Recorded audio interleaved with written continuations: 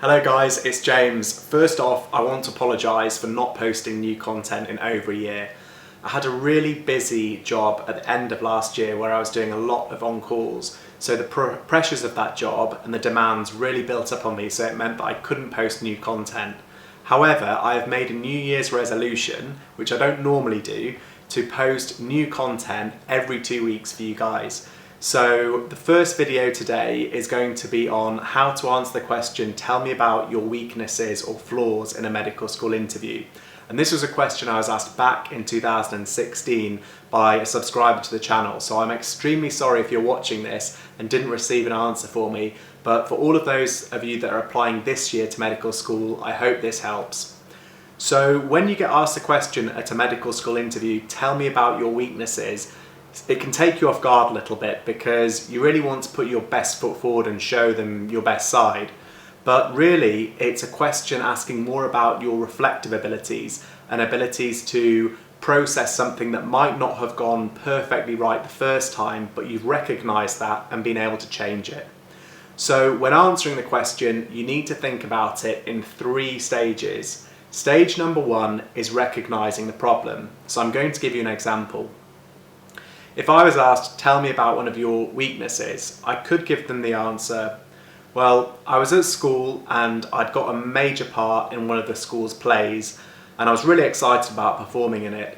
However, a couple of weeks before, I was asked by my very best friend, who didn't attend that school, could I go to her birthday party? And at the time, I just immediately said yes, because she's my best friend and I didn't want to miss the party. And as time went on, I completely forgot that the day of the school's play was on the same day as her birthday. And a week before, I really didn't want to let her down because she was so excited and she'd been planning this with me for ages.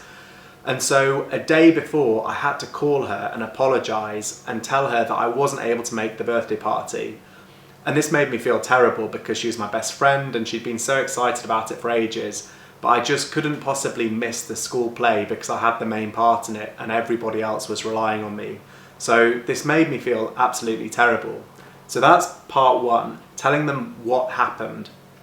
Part number 2 is saying what you did to try and resolve the issue that happened and why this came about. So you've already alluded to that slightly in the first part by saying that you just didn't realise, and also she was your best friend, so you didn't want to let her down.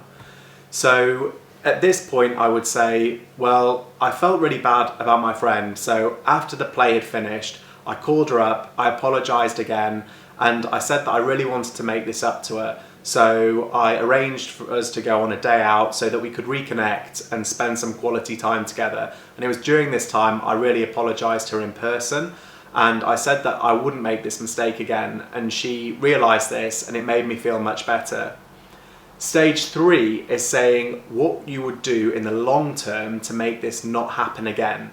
So you've, number 1, identified the problem. Number 2, said why it happened.